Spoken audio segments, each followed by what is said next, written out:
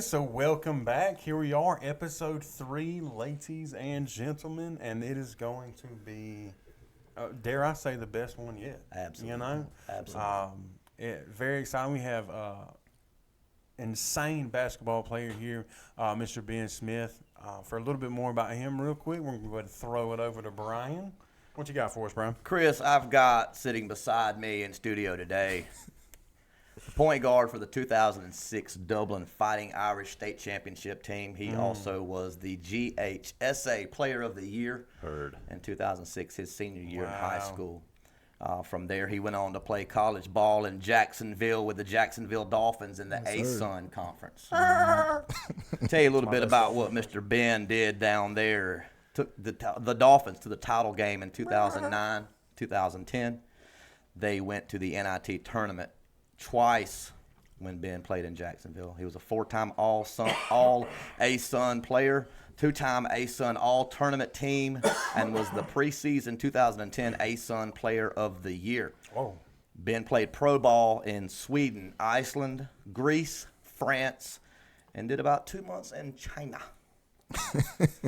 From there, Ben went on in 2019 to 2023, last 4 years, the head coach of the Dublin Fighting Irish, where he had an impressive 97-18 overall record.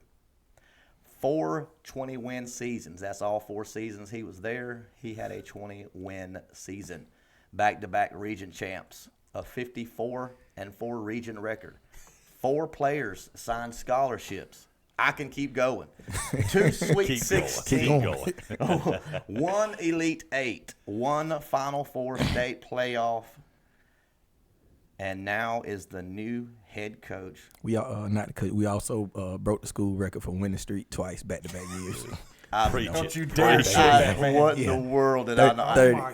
37-game home winning streak, also a school record. So you set a new record and then broke that record? Yeah, 12 months later. I'm glad you put that I out. don't like it. It's not quite good enough. Let's get it out of the way. So this is what you're getting, Baldwin County Braves.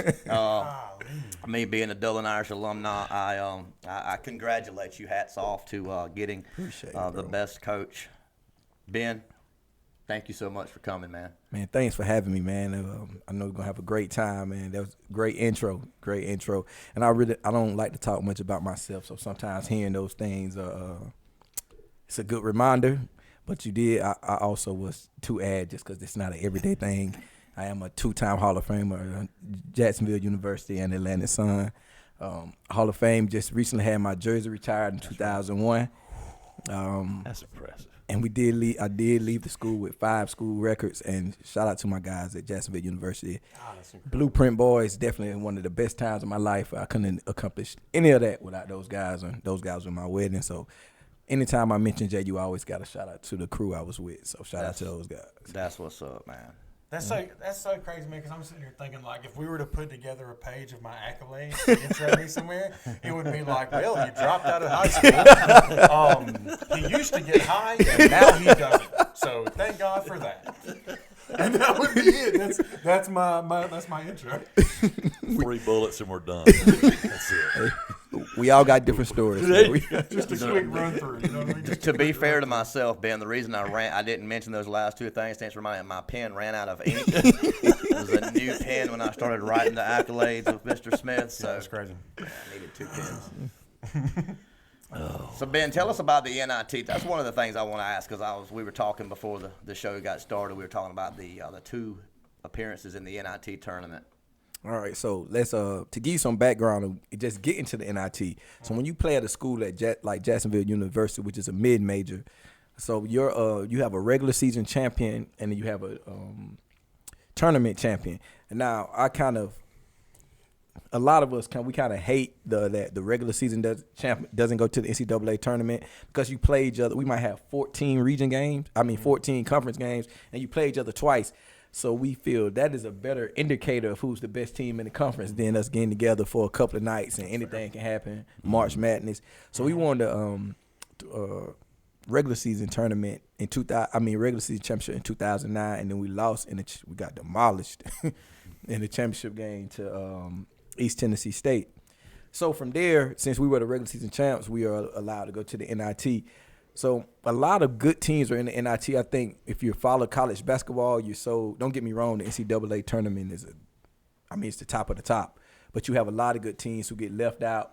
Like my first year, we went and played at UF. We played Florida, which is crazy. So this is mine. I'm in school the Tim Tebow Florida years. And so you were playing when what was his name? The big tall guy with all the crazy hair. That was my freshman year. Noah.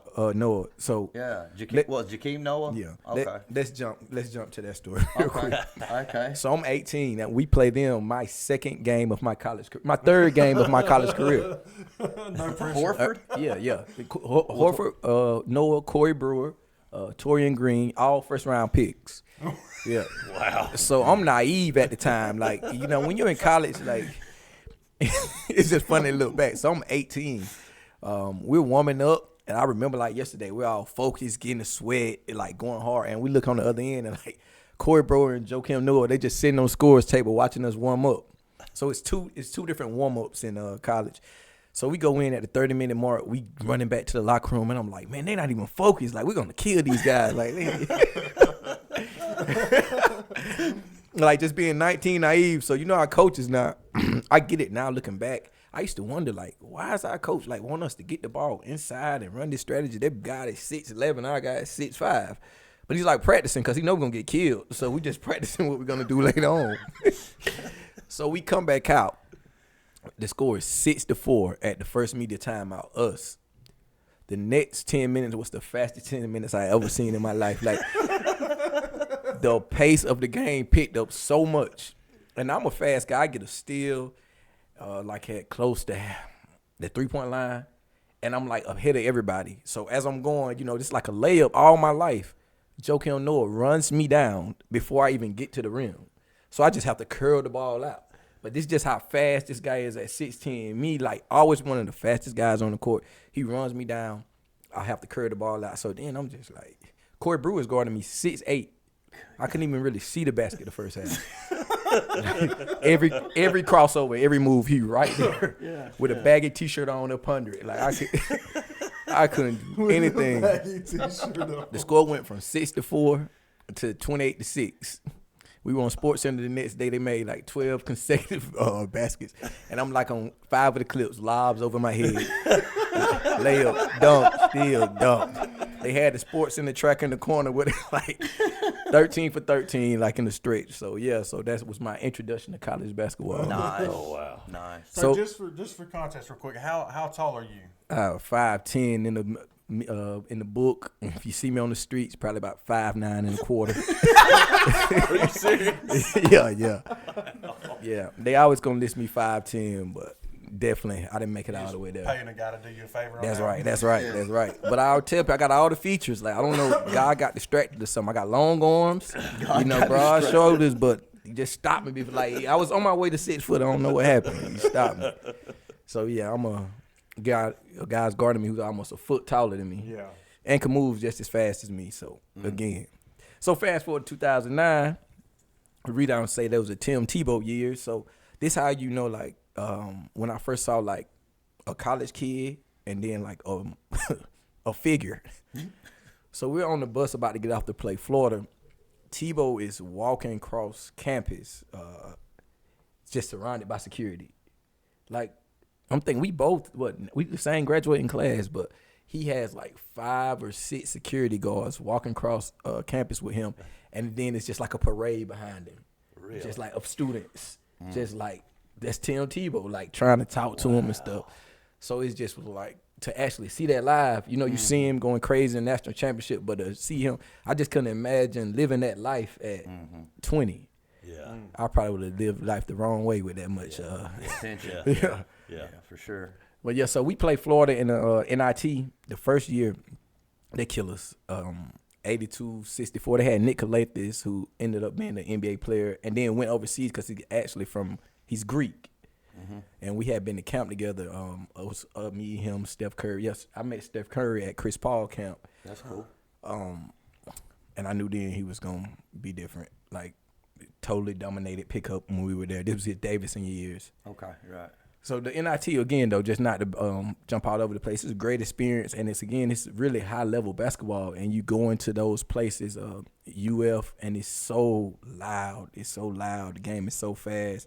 The crowd is so hostile. That game, I remember I shot an air ball like in the first maybe 3 minutes of the game, and they literally said air ball every time I touched it for the rest of the game. Brutal. And I'm the point guard, so I'm touching it every play. Every play. It's like a pitcher in baseball. Like you gotta touch the ball. Yeah, so.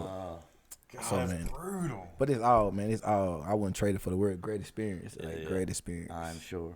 And then, so you want to jump into the next year in the NIT? I want to hear about the Arizona State. All right. So you get prepared. The next year we do the same thing. We win the regular season. We lose to Mercer at the buzzer in the NCAA tournament. So we go to the NIT. We get selected, and we do the same thing you see on TV, the selection committee. So we're in our team locker room, team green room, like chill room, watching to see where we get selected. And all I can remember was, I hope we don't play UConn, because UConn was the year after they won the national championship. But they had Kemba Walker, Stanley Robinson. Like, they just was a team who just underachieved but were really good. So I'm just looking like, if we play them, we don't have a chance. So Arizona State is the 1 seed in our bracket, and we're the 8. So immediately, like, they called our name, and I said, oh, we gonna beat them. Like, I could just see, even though they were in the Pac-12, just how the team is structured. In your smaller conferences, your bigs are really the difference most times than your high majors. Like, so they're at NC State, their big man might be 6'10". At JU, your big man might be 6'6". But the guards are like a dime a dozen. You just have, it'd be situations like, I could have easily went to NC State. This guy could have easily went to JU, just depending. So that is usually even. Their team was really guard constructed. I mean, made up for guard. So I knew we would have a chance. So we go out there. The day before we go out there on national TV, I bust my nose wide open. So now I got to put on national TV with 13 stitches. So I was about to fight my teammate, and we got a fast break. Shout out to my guy Travis Kahn, one of our worst defenders. Did you shout him out? Yeah. One of our worst defenders. Shouted him out and then acknowledged he was the worst offender. Chased me down and Learn how to practice play some D. and run up under me and make me fall on my face. So I'm like, bro, I'm literally like cussing him out. Like, bro, you don't even play this hard in the game. Like, Bring that energy tomorrow, man. yeah. Now you got me like bust nose, like, brother. So we go get the stitches. So if you watch the game on YouTube, like, I'm fresh stitched all the way across, and everything hurts. Like, you getting in them. Oh, I bet. Yeah. So the first half is terrible, but my teammates are hooping, like, they're keeping us in the game. But I'm trash at this point. I'm 1 for 8, got 3 points, but we're only down 8. So they just kind of kept it around, and well, people don't remember we were down 60-49 with 3 minutes and 58 seconds left, and we ended up winning 67-66. That's what's up. And so the last 4 minutes, I think I had scored 14 points and had like 3 assists, and I also hit the game winner. So the game went on ESPN2. Once I hit it, if you watch it, you can see me running to the sideline in front of the bleachers, and I'm telling this guy, Scarface and all, like, I told you, like I told you. One more free throw coming for Derek Glasser. It's up, and it's no good. It's no good. We got a chance to win it if we can knock down a 3. Ben Smith for the win. It's good. It's good. It's good. It's good. The game's over. Is this game over? This game's over. It's over. It's over. Ben Smith has made a 3 at the buzzer. This game is over. Jacksonville has shocked Arizona State. Oh my! The Dolphins are moving on. We're moving on. Because it was a play early in the game when I was struggling, and I made a shot, and he was calling me, you fake Allen Iverson, you little Not the shit. fake. Yeah, like just talking. And at the time, I couldn't say nothing because at the time he was right. I really wasn't doing nothing. But I just kept saying, wait. So I'm just going, and we yelling and saying all type of stuff. So that was one memory. After the game probably was the best memory because we were able to go out. Like, we we were able to go out, and we went out just like probably how you dress now, like athletic gear, and we were on TV. So all the people letting us in the club free, like underdressed, underdressed, no ID. Oh yeah, just in there. So it was just such a great time, and that was my first time ever going on a private jet too. So we took a private jet out there. PJ. Yeah. So that was dope. That was dope. But great experience. Again, probably changed my life because I went from one caliber and level before that shot to the next day getting more calls for agents. Yeah, high level. So yeah, definitely a defining moment in my life and career for sure. So it was 14 points in how many minutes of a stretch? 3 minutes and 3 58 minutes. seconds. So I finished with 26. 14 points in 3 minutes. Yeah. I don't even think I do that on 2K. You don't. That's amazing. I had a lot of help, Pay me man. to do it. I couldn't stand at the free throw line and make 13 shots in 3 minutes. Hey, well, How was you feeling during that time? Was you feeling like throwing BBs in a swimming pool, like you just couldn't miss? yes, it's man, it's a weird. I can't really put it in words, like, but it comes from work, so I don't want Right. to, like, all the shots I was making, I do that in practice over and over and over, and I'm a like gym baby, and people have all these war stories about going to the gym and late hours and stuff like that. But my wife will tell you, like, I will, and my teammates, I'll go in the gym. We will practice 3 to 5. I might go in the gym from 11 to 1 a.m. and then by myself and work, and then go to sleep and repeat. And also in those moments, you're just doing things you done did all the time, but it's still a feeling of, it's not like you even playing. Like, you're not thinking that. You're thinking, but everything is just flowing. You just natural movement, and you don't believe you can miss. And luckily, I was blessed with the temperament to stay calm. So even if I'm doing really good, I'm kind of still right here, or if I'm doing really bad.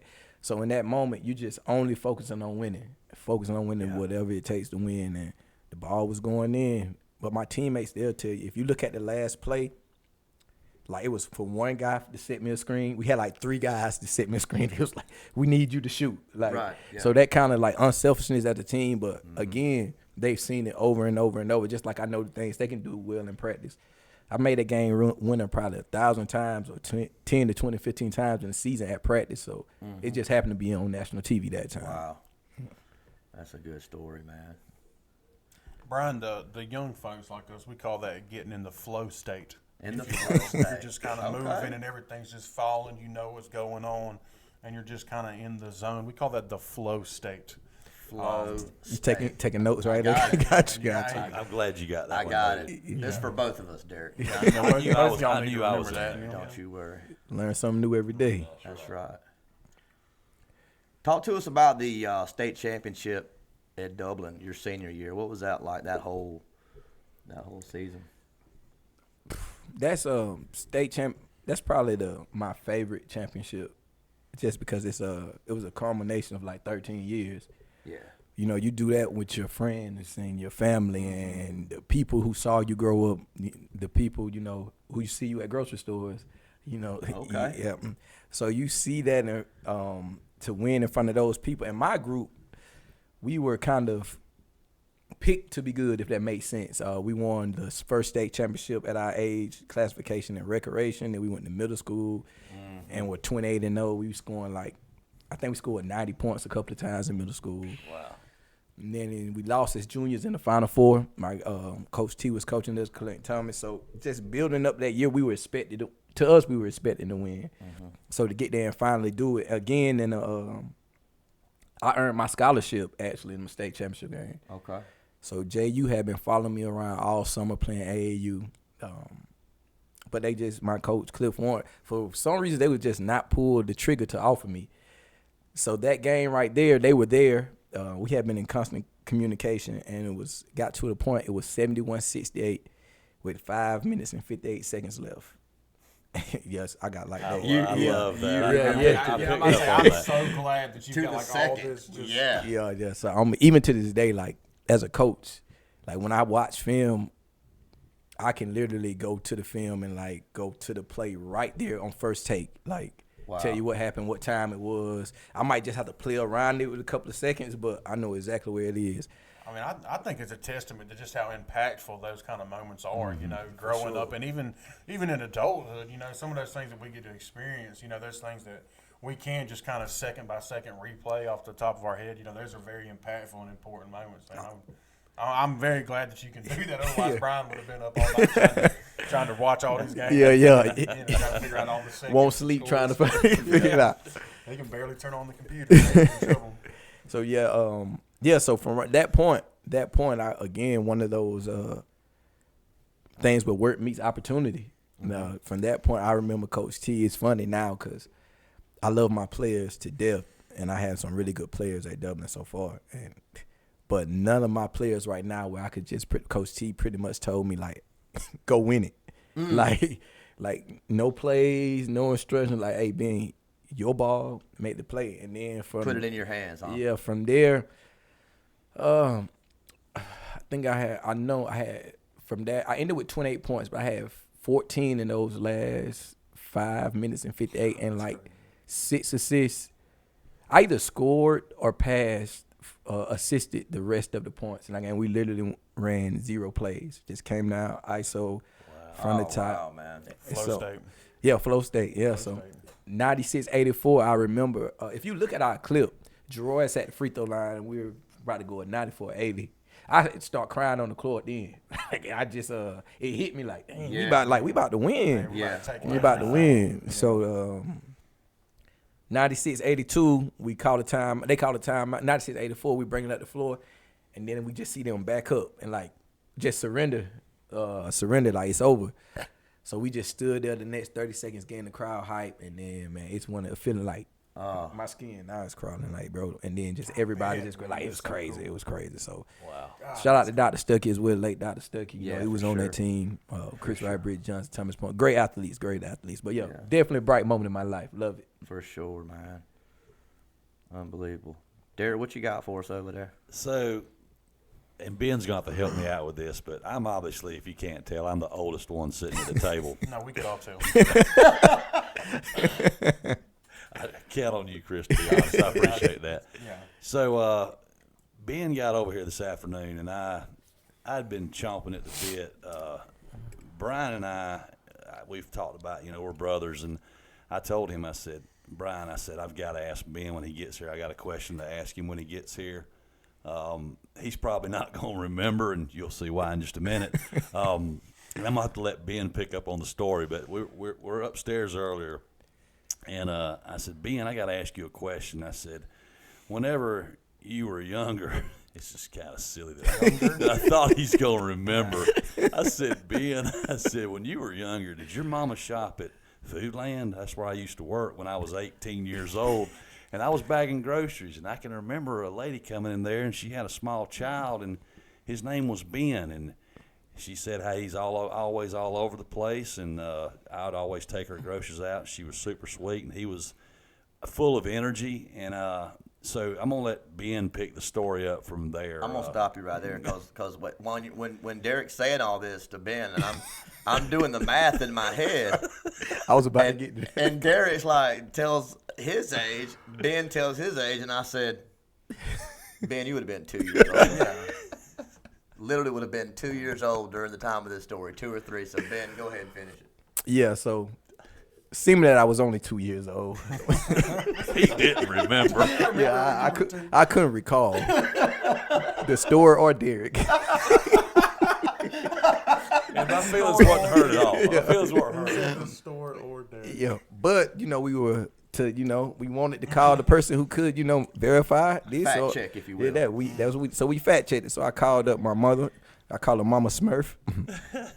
I let her know she was on speakerphone. Just never know what she might say. She definitely seemed a little nervous as soon as you did too. Oh, thank you. Okay. Yeah. So, but we did ask her. I said, "Hey, Mama Smurf, did you used to shop at Foodland?" And she said, "Yeah." So we started telling her the story, and she was like, "Yes, that was definitely us and definitely you." So he was correct, even though I don't know why he was dependent on a 2-year-old to make that, to fact check that. We did talk to the source, and she confirmed it. So in a way, he saw it in me before anybody. That's right. When Ben hung up with his mother, Derek looked at me and goes, "I can't believe his mama didn't say, 'Hey, Derek, how you been?'" You always pack my groceries so well. You know what I mean? Kept the cold Thank from the dry. you so much for everything. You're welcome. if you hadn't packed them so well, I don't even know if Ben would have kept playing basketball. You know? Paper or plastic, Miss Smith? It was all paper back then. They hadn't even invented plastic back then. That's had they? probably true. They were still working on electricity. 1975, yep. That's it. So you talked about JSU recruiting you and then offering after that state championship game. What was that like, being recruited by a college and other colleges and whatnot? What was that like? Man, it's JU, it's great. You know, it's what you work for. But at the same time, man, it's I'm gonna be honest. I was like, what y'all waiting on? Like, it's just you put in so much work and you want something. One of the hardest things to do, even as an adult, and I talk more about this when I talk about my overseas career, is like to prepare for a moment that you don't know is coming. Like to just keep working and doing the right things and keep doing the right things, and you're not seeing the rewards. I mean, I was getting recruited, but I played on the AAU team with Jordan Hill, who went to the Lakers, Tay Waller, who went to Auburn, Demerit Bebe. Yeah. So all of my AAU team, we went 57-4, and most of us went. I think all of us signed to college. So all of this is going on around that time too. So I'm kind of just like, I'm doing everything right. I had a great AAU season. I had a great regular season. Why I just off for taking so long. So when it finally happened, I was ecstatic. So I went on my visit. And at the time, I was kind of in talks with Georgia Tech, too, but they were about to sign Javoris Crittenton. I don't know if y'all remember. He just recently got out of prison. I was going to say, yeah. So I went to JU, and my pops didn't really want me to go to JU. He wanted me to stay closer to home. This when Georgia Perimeter was good at junior college. And I had the grade, so I didn't have to go to junior college, but it probably would have been a step where I could have went to a bigger school the next year. So I go to JU, and we have a visit. But people don't really know about my career at JU, like. And this kind of been my kind of theme of my career in coaching as well. Before I got there, they were 1-26 the year before I got there. Wow. 1-26 was my coach first year. A lot of guys had left. They were playing with a lot of walk-ons. So my visit on JU, I used to mess with my team all the time. I think I had the most legendary visit ever at JU. Like, I was killing it. Like, I was scoring, we were winning, and the players on the team were like, oh, yeah, we got to get him. So Georgia Tech comes into the scene, and I mean, that's home and it's bigger, but at the time, they wanted me to walk on, and they didn't want to give me a full scholarship. So not really knowing the game, when you say walk on, I'm like, man, I'm not finna sit out a whole year and play basketball without playing basketball. And I'm thinking Javoris Crittenton is he's the number one point guard in our country. I mean, in the country right now. He's 6'5". He's number. So I'm like, we in the same class. We're not ever play. Yeah. Not knowing this kid was gonna go to the NBA literally the next year. Yeah. Right. So, so it could have been my spot. Anyway, so I decided I'm gonna go to JU, and once I committed right there on spot, and really was the best decision. Like, opened up so many doors. But also looking back during that time, Georgia Tech, like, they were looking for a point, just retrospect, they were looking for a point guard. And we actually played Georgia Tech my junior year. Had a nice 32 points against Georgia Tech. Felt good, didn't it? Yeah, felt real good. You got in that flow state. Yeah, I missed the game. I missed the game winner, though. Got a 76-74. Missed the three-pointer to win it. But, you know, it happens. They all can go in. But, yeah, man, so that's how I ended up at JU. And, again, like, we went from 1-26 the year before I got there to 15-14 to 18-12 to 20-13 and back-to-back 20-win seasons. So. Nice. That's impressive. That is impressive to come into something like that, you know, and be part of the turnaround team, you know, that really gets them back on pace and gets them back, you know, winning ball games. Oh, yeah, and one more thing I need to say, like, when I went to JU, it was not like your typical Division I school. Like, when I went there, by the time we left, we were winning. We had money. We had, like, real basketball offices and nice buildings. When I went there, their basketball office was a trailer. Wow. Yeah. Really? My coach was in the back. My head coach was in the back room. I mean, this room is bigger than this office for sure. And back then, the assistants walked in. So it was like, it was not a situation that you dream of as a kid where you go in, it's like Division I school, big gym, but like Dublin High School gym was just a little. So I went into the grind stages. But what did sell me was they had an arena downtown. And this was like, I guess, the country in me. They took me downtown, right? So, you know, we from Dublin. We probably got something on the 5th floor. So we on like the 30th floor now.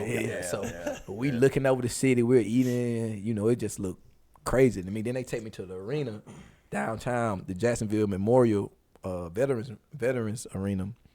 And it's bigger than, like, when the Heat and Magic played there, they couldn't even fill it up. So we walk in there and they put your names and the lights and all that. So it's like, oh yeah, sign me up. Yes, sign me up, bro. Got 'em Yes, with the name of the sign place me when up. we there. Yeah, I'm there. I'm there. So yeah, they definitely played the city life on me to Yes, give me. sir. It worked though. Great decision. Yeah. Really proud of everything you accomplished down there in Jacksonville, man. Appreciate it, bro. Appreciate it. And what Jersey retired? Was that somewhere? Jersey was retired, number 3. This 2001. That's probably my most proud accomplishment. And shout out to my wife, because my wife literally hit him like, "Hey, it's time to retire my husband jersey." Really? Yes. Put it up in the rack. Yeah, Nice. I didn't even know. Like, I did Nice. not know. Oh, wow. When I got the call, like, well, she spearheaded it. Like, she called them, and then when she called them, it was kind of like it was a no-brainer. She said, like, once she introduced it, it was kind of like, well, why haven't we done this? That's awesome. And then so this happened in a matter of months, and to have my son and my family and and the Dublin girls basketball team was actually down there at the time. They were playing in the tournament. So it was kind of dope for them to witness that moment, and we shared that moment together. That's cool. So that was pretty good. Stay tuned, weeks coming, because we will have that number 3 jersey on our wall behind us very soon as well. Yeah, real excited about An that. autographed version of that jersey, Yes, if we'll I get it don't say framed so and put up, myself. and we are excited for Did it. I already mention that I used to bag the Sturgis and I knew he was going to Yep. be great Yep. when he was 2? Yep. I think you have one. I couldn't remember. Sometimes I I forget. think you're in the wrong profession. Man. You should be a college recruiter. You gotta be. If you see it that young, you gotta be, bro. there's something If you're catching out 2-year-olds in there, let me tell you about this private pre-K we got going on over here. We gotta make some calls, man. It's not big enough for you. Oh, man. I see the way you're sucking on that pacifier. You're gonna be good, kid. You know what I'm saying? Let me give you my card. Brian has got all this energy. Yeah. Oh, man. So from Jacksonville, what happens with you? This is what I want to hear about. Oh man, Jacksonville. So from Jacksonville, now it's time. Towards the end of my career at Jacksonville, you start getting these calls. First, you get these. This whole process is crazy. So you get these calls from just random numbers or Facebook messages, and it's from agents. So I'm still not sure if they're supposed to contact you or not. I'm not sure. So if they're not, I'm not gonna say any names. But so I was just like, we're getting like 2 or 3 from the same people and just telling me, what they could do for me, offering and right there. And then I told you after I made the Arizona State shot, that went from like 2 or 3 to like 8 or 9. Because now my projection now is kind of flirting with. It was gonna be extremely tough, but now is he an NBA guy or like forever it was just overseas. Now I was like, maybe not. So now I'm getting like a different type of interest. So from there, after JU, you have to continue to work out. It's really not a break because you're preparing to go overseas. You're preparing maybe to have NBA workouts. My first NBA workout was with the Miami Heat. And then it was so, again, crazy how it happened. I'm in Jacksonville for some reason. Maybe just working out, hanging out as usual. I get a call from my agent. He was like, "What you doing?" Like literally like this. I'm like, "I'm in the gym. You going to Miami in like the next 2 hours?" I was like, "For what?" He was like, "The Heat want to work you out. Like, we about to get you a flight. Just be prepared."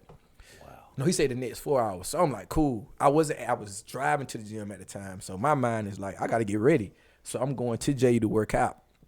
Well, I'm working out on the gun and get my assistant coach to work me out. And that's another thing, like, off top again, when you have great coaches, like I had graduated my coaches at JU, and that's how I try to be with my players. Like they remain my coaches. They let me get in the gym anytime I want. If I needed anything, need to call anybody, like all 4 of them were great with that. So shout out to them and kind of how I learned my style with being relatable and like being people in your players' lives, figure and not just their coach for 4 years. Right. So I go to work out anyway, and I come back to my phone. My agent come like 10 times. He leaving messages like cussing me out, like, "What you doing, man? Like, we supposed to get on the flight." Like, so I was like, "Bro, you said 4 hours. It ain't been but 1." He was like, anyway. So my flight is late that night. I get there. It's a funny story again. Like, now that I'm so much older in culture, I look back like, God, I really didn't know anything. You're not that old, Ben. Yeah. I get off the plane, land in Miami. So I was at JU, so I used to go to Miami all the time. But I get out the plane, I promise, it's like the prettiest girl I ever seen in the world. Other than my wife, of course. I was about to come other in than my wife, there for a minute. other than my wife, nowhere close to my wife. So it's just like I see her getting in the car. I just remember this because it all goes together with me. I see her get in the car with this like older man. I'm like, this doesn't go together. Then I just really kind of realized, like, looking back, I seen what kind of car he in. I was like, oh yeah, he had a lot of money. Like that make this does go together. So I'm walking around the airport like 30 minutes. Like where's my ride? Like I'm looking for somebody dressed like you, like in Miami, Miami, looking professional. Yeah. So I called my agent like, bro, there's nobody here to get me. He called him back. He was like, they say they're there. I'm still looking 10 minutes. I was like, bro, there's nobody here to get me. So after a while, this dude came to me in a full suit with my name, like Ben Smith. I'm like, yeah. He was like, I'm with the Heat. So now I'm like, I done walked by this dude like 5 times. Why he wasn't holding the sign up? Like, why he wasn't holding the sign up? So we walk into the car again, I'm about to put my bag in the front seat. So when I'm about to, he was like, nah, you get in the back. So this car probably was worth like $200,000. Like, so me, again, I'm just like young kid. So I'm in the back seat. Now I'm like, I don't know if I should record or I should just sit back here like I'm used to it. And you know, like, What do you do? Yeah, like what I do. Like I'm texting all my homeboys, like, you ain't gonna believe this, bro. Like, oh, we go, so that's just kind of like the lifestyle of it. They drop me off at the hotel. We get ready for the workout. The workout was, I meet Pat Riley. And Pat Riley I'm not really one of those starstruck people, but I mean, this Pat Riley. Pat Riley, bro. So he shake my hand. I'm just looking like that same way, like, bro, you Pat Riley. But the workout was 6 of us. Dexter, and this, again, as I got older and learned the game, understand why it went like it went. So it's me and like 3 other guards, Landry Fields, and I don't remember, Jeremy Wise, and another guy. So we're on the other end doing like simple stuff we do in college. And I'm like, why are we doing this? Like, we could do this anywhere. On the other end, Dexter Pittman and Kyle Orton are on the other end. They're going like one-on-one. These 2 big guys, Dexter Pittman from Texas, Kyle Orton from Kentucky. One-on-one, all the coaches down there, looking at them. We got 1 or 2 coaches down there. So just looking back, we were really just there to fill the workout. They needed 4 guards to play with them. And they ended up drafting Dexter Pittman. So that's just how I kind of start figuring out how the NBA works. Like, it was good to look at us as well, maybe to get us on some, what they call, like some league rosters or something. Right. But as you look back, the workout was for them. We just needed some guards to fill up. To play. Yeah. Right. But anyway, it was a great experience, though. So you still meet them people, go through the facility, get measured. Again, like I said, I was supposed to be 6 feet. I remember when I was getting measured with the Heat, they were like doing my arms and hands and stuff. They were like, man, you got big hands, man. You got long arms. Like how you only 5'9"? 5'10". Yeah, 5'10". Yeah.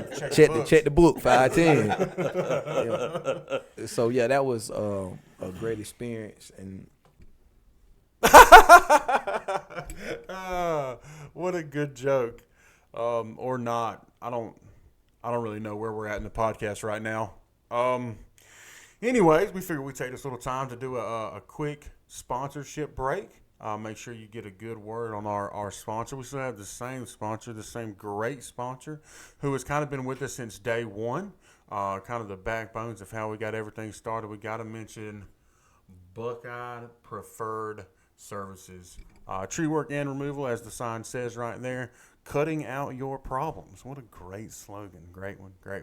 Anyways, they do 24/7 on-call kind of tree cuts and stump removal. They are in the kind of middle Georgia area. They are, I think David said they'll go pretty much anywhere, though. Has chainsaw, will travel. As the number says right there, you catch them 478-484-2178 or 478-290-4138. They do free estimates, and they are insured. And that's what you're going to want. If you got somebody taking down a tree at your house, you are going to want them insured. Be sure to give them a check, give them a call. Like I said, free estimates. They'll be glad to come out and let them talk to you. See if they can't maybe help you out with your tree removal needs. Thank you, Buckeye Preferred Services. Always a big supporter of the podcast here. Next up, because we've got Mr. Ben Smith here, y'all kind of got a little meet and greet with him so far. We thought we'd throw this in there for him. He has got the 11th annual Ben Smith Youth Basketball Camp. So this is 4 days now. 4 days, 9 to 12, 3 hours a day. That's 12 hours of on-hands kind of basketball advice, expertise, and attention from a worldwide professional basketball player. He's been all over the place. It's for ages 15 to 16. It'll be at Stokes Park, 100 South Drive, Dublin, Georgia. It's $50 per person. He does offer group rates if you've got a whole team that you'd like to try to get in there. They're going to have all kind of, training drills, all kind of advice from obviously a professional basketball player. They'll be doing all kind of prizes and things like that. And I listen, after sitting and talking with them for a little while now, it has been an absolute treat. This is something you're not going to want to miss. So if you're thinking about, getting your 5 to 16-year-old out there and to getting a lot better at basketball, learning some more fundamentals, and just being under the care and getting to learn from just a great guy. He's got a good head on his shoulders. Please don't hesitate to reach out. We'll make sure we put the link to their Facebook page and maybe some registration down in the description of this video. There is a barcode on there. You can try to scan it. But I think for that, we will go ahead and get back to the podcast. Thanks, y'all, for listening.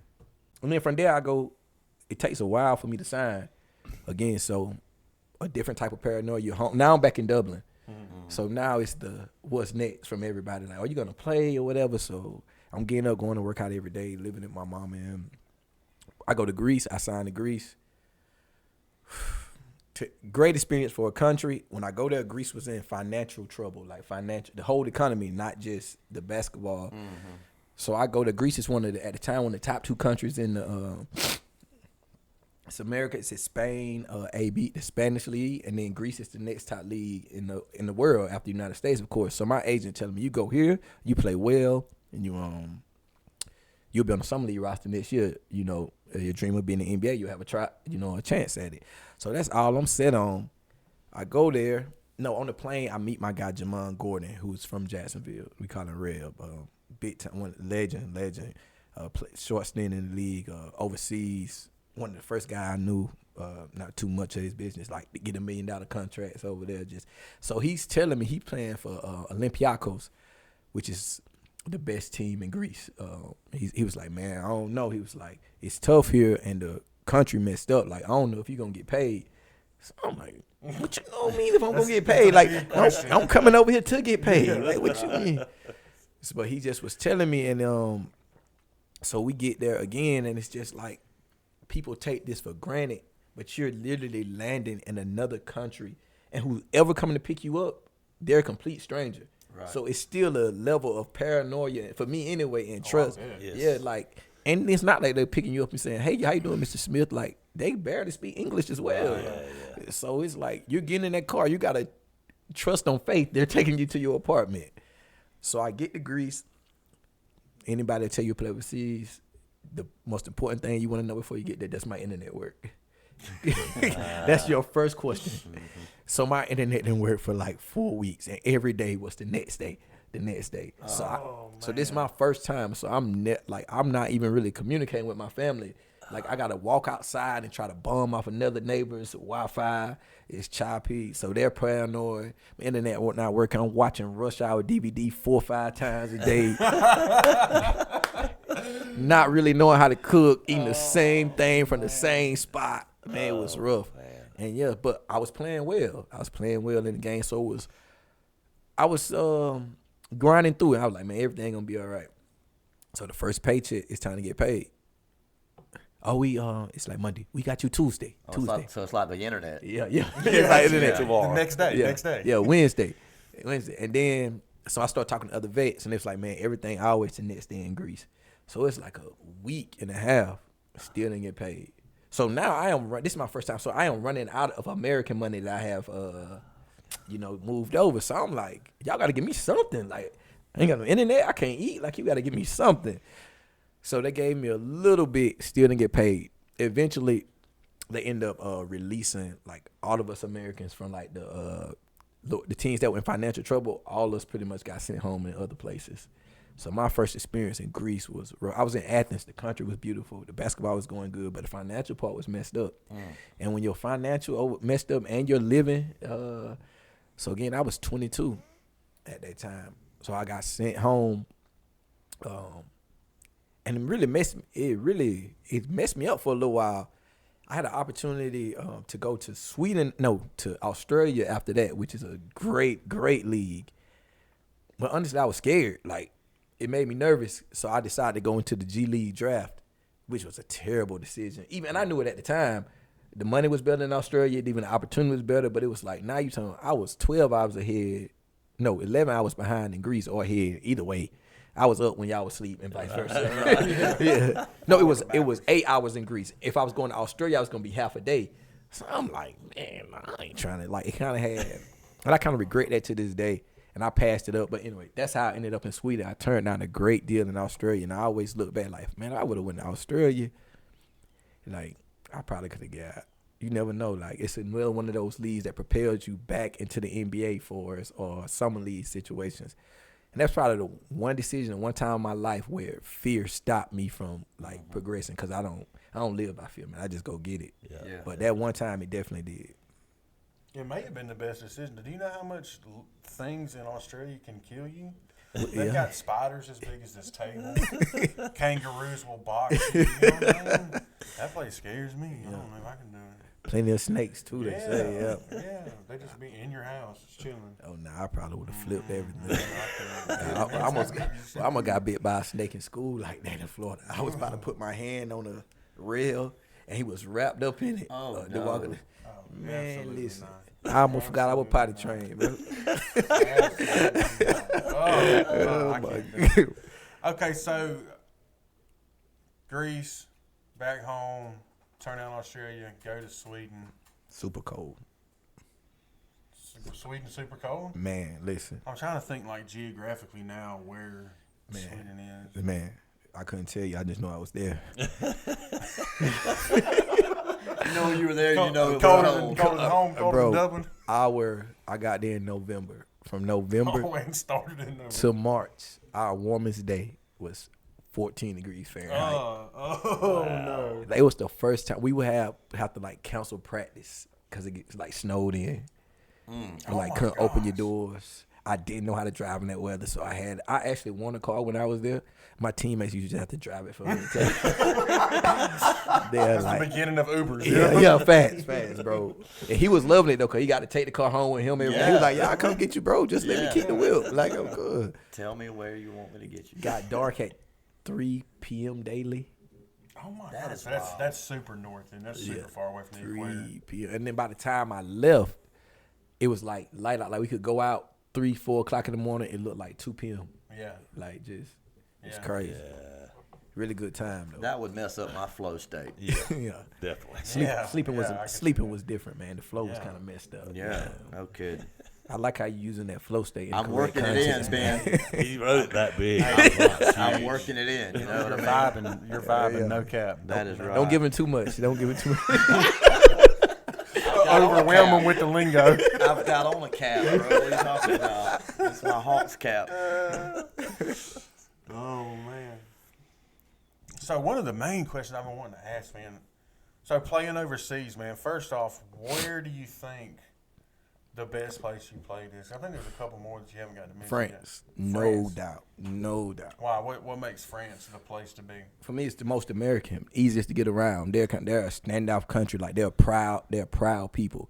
Their country is nice. Their economy is good, and it's like they have a nice living. Like Don't get me wrong, Sweden was great. Iceland is a really small place. So in my time in Iceland, we had a bank, we had a gym, and we had one little grocery store.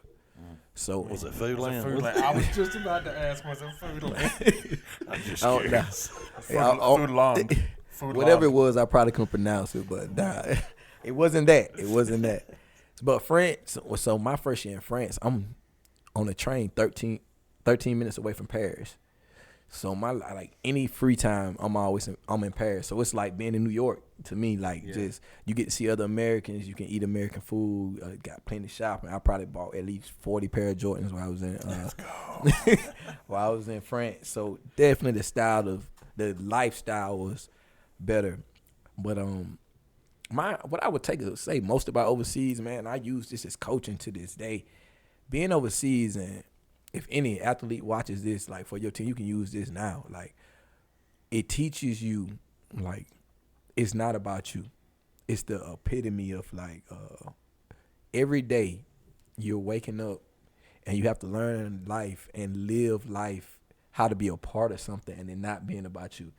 Because here in America, we're kind of we're player centric. We're Trae Young centric. We're LeBron centric. We're wherever. Over there, it's about the team. Like I don't care who you are and what you do. Like it's about the team. All these guys need to feel a part of this. We're gonna move the ball. We're gonna share. We're gonna communicate. But also as the American, it might be 3 of you or 4 of you on the team to 9 other Frenchmen, and just in general, everybody in the language, you speak a different language. So it's not on them to understand your language. It's on you. I agree.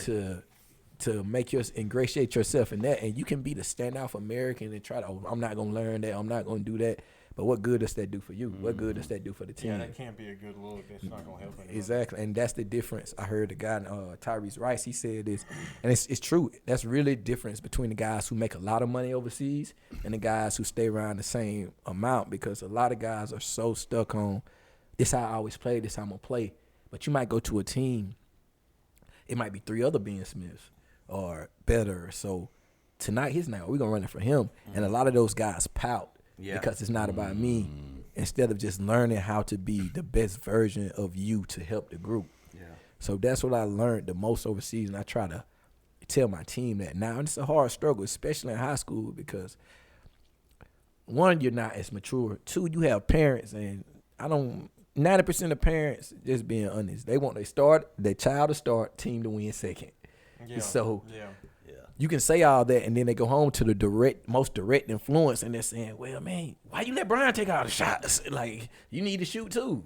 So, but that's for sure the most thing I learned overseas, just learn how to just be a part of something, not all to be about me. And my French team, I had some rough experiences in France. I had a just quick story. I had one teammate.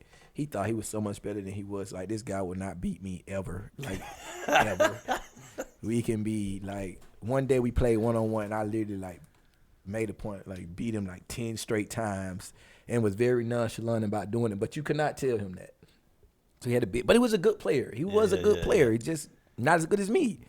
But, so he, big arrogant, big attitude. We're playing one team, and this time I'm the leading scorer in our league. So it's 10, and I had started learning French. But I had learned from American long time, like, don't share everything you learn, you know. So I still play the card. It's like, I don't know what's going on. So I just sit around listening to conversation like I don't know anything, but I'm comprehending 80% of this. So we're, at the time, I'm 4 for 5. I have 10 points, 4 field goals and 2 free throws. We're at 5 at halftime. He comes in the locker room, and he's talking to the rest of the guys in French, and he say, we're going to let the American take all the shots. We're going to let the American take all the shots. So I'm just still just like, I don't know what's going on. So I can lean back, okay. So I'm just like, all right, it's early in the year. So I want to learn my team as well. Let's see how y'all going to play this. Like, are you going to listen to him, or are we going to come out and try to win? The second half, I'm the point guard. They literally stalled me out. Like, literally stalled me out. Like, if I don't shoot it, bring it across the court as the point guard, I give it up. I wasn't getting it back. Not coming back to you. So I ended with 13 points that game. I scored 3 points the second half. But the funniest when I tell Ja'Cory Payne, shout out to Ja'Cory Payne, he in France now, he from Dublin. When I was telling him this story, the funniest thing about it, at the end of the game, the guy who wants to be the guy, they run the play for him. All right, so at this time, I know they started me out. At this time, I'm not as mature as I was just speaking about. Understandable, yeah. So I'm like, go ahead, make the play. You know what I'm saying? Go ahead. I know you're gonna go. We gonna lose like this. So he goes to the hole. He has to play. He's right at the paint. As he's about to shoot it, he kicks the ball out to me. I'm literally in the worst. My posture, probably just like this. Like I'm not ready for the basketball at all because mentally I'm not. I'm checked out, man. He throw it to me. I shoot it. I miss it. We lose in overtime. All right, so that was a lesson learned for me. But it also made me realize, like, all right, you really just ego tripping because in the biggest moment when you could have been the man, you still wanted to give me the ball. Like, when it came to winning, like, he was open. It wasn't like a situation where they doubled him. Like, he was open. But after the game, I remember the newspaper the next day, they was blaming me for missing the shot. Of course. Yeah. So it just was a lesson learned. And like I said, I wasn't as mature as I was then. Like, it didn't even matter. Like, I should have been like, let's just win this game. Like, okay, and then we could have, as teammates, talked about what we had that, but instead, that whole year, like, I held that grudge with him. Like, any little thing, we'll be about to fight. We never fought, but any little, it was like two bulls with nobody giving ground. Mm-hmm. But yeah, you live and you learn. Yeah, that's right. But yeah, to answer your question, France most definitely the best living situation, and my wife loved it as well. My mother and auntie came to visit me, so yeah, man, it was dope out there. That's good. Yeah, that is cool. So you come back to Dublin, become the head coach of the men's program here in Dublin for 4 years. Talk to us about the tuxedos last year. Oh man, That made such an impression on me, man. Oh man, it was man. So I'm always brainstorming, like always. So just looking for different ways to also take the program to a different level, but make them see themselves different. Mm-hmm. So our mission is and I got the same mission in Baldwin. Mission statement is to empower young men to see past their circumstances, resources, and limitations, so they know if they're intentional with their growth and development, they can achieve what they doesn't seem possible as players and as people. That is thick. That's so good. Thick. Yeah. Oh my gosh. So, like, it was just another way to think. Like, we had a documentary the year before. We took them to Florida, so it's like, what else can we do to make them see themselves as even bigger than basketball players? Mm-hmm. And, none of them are really rocking suits at this age. You don't want to really put on the suit. But I do know their mindsets and attitudes. Like, if we put it on, and I knew the girls were going to be in the gym, like, the girls could be like, oh, they look good in the suit. So the ideas start coming to me, and then I just start getting with the community and just asking people to donate. And, like, the first thing I do with anything is, I'm sure you guys deal with this, like, you have to invest in yourself. That's right. So the first couple of suits I bought myself, and then it just kind of took off from there. I ran into my coaching staff. We got with some people. We got some people to donate the shoes. So all those people, probably out of the 15 suits, probably had 7 or 8 where people bought individually for the kids. Man, they loved it, bro. The first time they put them on, you could just, it's like a proud, well, I don't know if I'm an uncle or father to them with the age difference, but just to see them, like the glow in them, and you can just see them feeling each other. And even those moments, it looked like a wedding, them just helping to get each other dressed. And we had 2 girl managers as well. Right, I remember. So same with them in the business suit, and when they walked out, man, it was just like one of my proudest moments, just to see them looking like that and feeling so good about themselves. And we had them all year, so we was just waiting for the right game to wear them. And so when we warmed the East Lawrence into that game, like, I think on my Instagram, it had got like almost like 200,000 views. Like, it was like months. Like, of every time I go on my Instagram, comment about right there. And I know that was huge for them. I know years from now, when they look back, and we lost that game that night, but they probably remember more about winning the suits than actually losing the game. So just always trying to create them moments for the kids, man. That's it. It's so much bigger than basketball. Oh man, for sure. Basketball, even for me, for LeBron, it's gonna go flat one day. Mm-hmm. You're gonna spend more of your time as a human and what you learn with those characteristics than you are actually being a basketball player. So shout out to my guys, man. Them Dublin guys, for sure. Mm-hmm. So you're headed to Baldwin. Yes, sir. Baldwin County Braves. Yes, sir. I personally, I'm just going to say, whenever I found out the news, I was happy for you, but I was saddened to be losing you from around here. I remember, this is one of the things about you, Ben. I remember reaching out to you and congratulating on your success here at Dublin and wishing you the best when you go on to Baldwin. And you did something that a lot of people don't do in that situation, man, is you reached back out.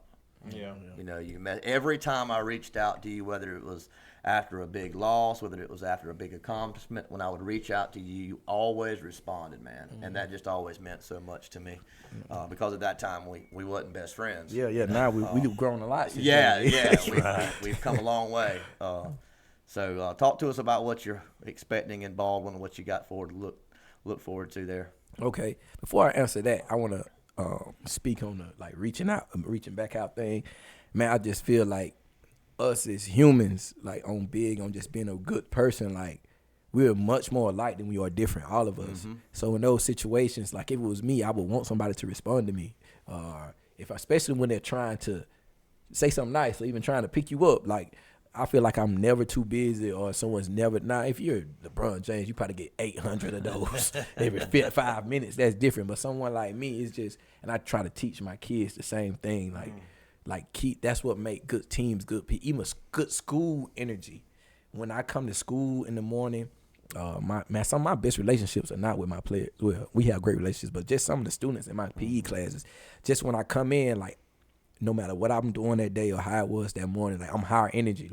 Hi, what's up, man? I got a joke for you. If a girl changed her hair, I'm like, oh, you think you cute because you changed your hair today. You know what I'm saying? If my boy got on some new shoes, okay, boy, I see you with just those little things, you know. So when I announced that I was leaving, you wouldn't believe the messages I got from just the student body just like, Coach, man, we gonna miss you, but you gotta do what you gotta do. But we just you one of those people anybody in school can talk to and all that. So that probably mean more to me than anything. And before I want to speak to my Baldwin team, my guys, I gotta give my guys at Dublin a proper just due. Those kids, man, we went 98-17 during that time. And if we really want to dissect that, I don't know the exact number, but at least 7. I know at least 7 of those games, our losses, we didn't have our whole team. We had guys either out for football visits or, we got a good football program, so playing in and around. So it's when you really combing through it, you can argue. You can argue if we have our whole team and a couple of God on our side a couple of times, you might have 6 losses and 2 state championships. I know a lot of programs can do that, but it's just a testament to the work those guys put in. And I always say my first team, we went 22-6, but they would have been even better, but they won the state championship. So they went we had 6 guys go from playing basketball in June to not playing basketball again in January. But just the work, seeing those guys, Zion Davis, Justin Willis, Tyquan Davis, just kids who were Tay Bloodsaw. I named those for kids who Tyquan might not fit into that, but really weren't looked at as kids who are going to be impactful in the high school career. But year to year, they just put in so much work and got so much better. Yeah. And you look out there, and you're like, God, those kids making plays, Dublin is so good. But nah, it wasn't that. 2 years ago when people were looking at our roster, nobody was saying that team gonna be 28-2. Right. But it was just the work they put in. We were only ranked in the top 10 preseason 1 year.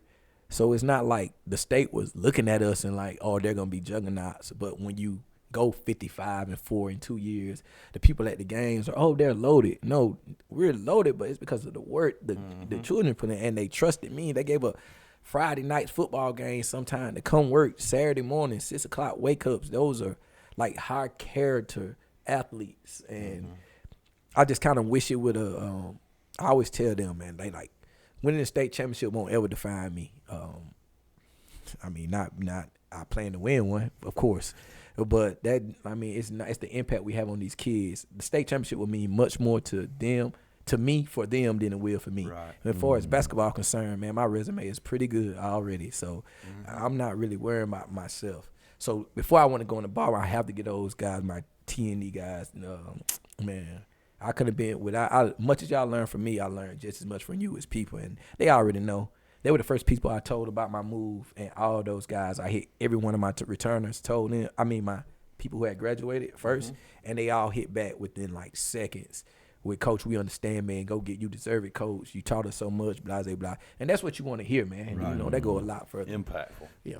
And now for us Baldwin, man, I'm super excited. I feel Baldwin is a unique place. I've been kind of describing it as they got a great tradition there, right? And it's one of the few places in the South. And every time I say something like this, people get in their feelings, but I'm going to try to explain myself without it. So, Georgia in general is a football state. Nothing is wrong with that. I love football. Dublin High School is treated as a football school. All right, there's nothing wrong with that. Every time I say that, it's like a huge concern, but that's just what it is. This is the South. Baldwin is one of those places where everybody loves football, but basketball is like, all right, we want basketball to be it. Like basketball is like, we want you to drive this community school. Because they had Coach James Lumpford at one point. They had 10 guys. Now, this way before my time. But they had like 10 guys off a 12-man roster signed Division I scholarships. Wow. Yeah. Yeah.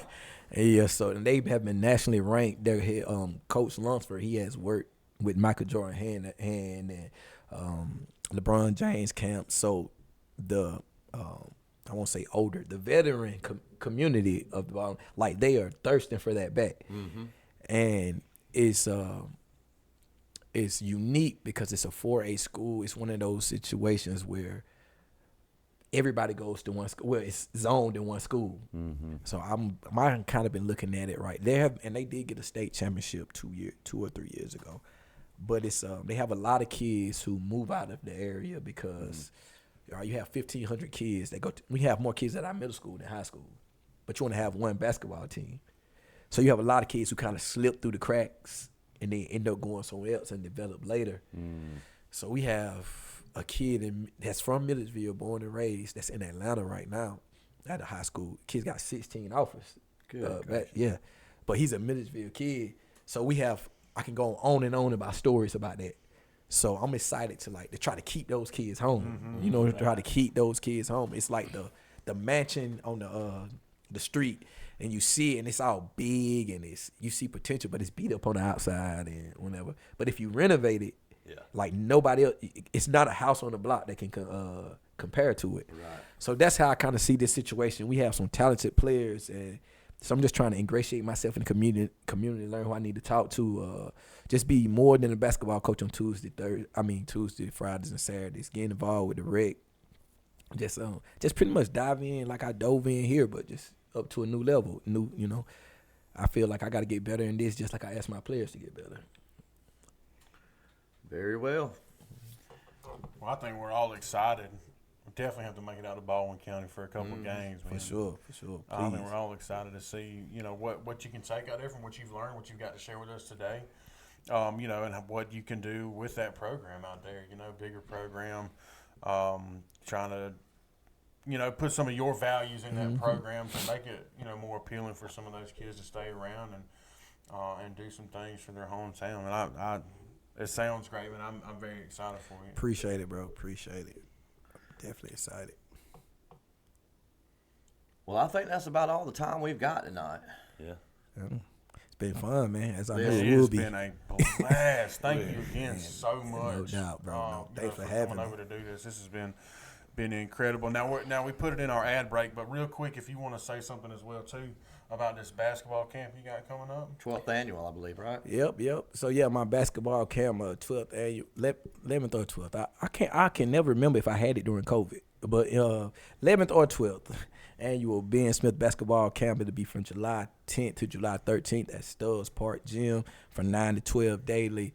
$50 for one camper. We have group rates available.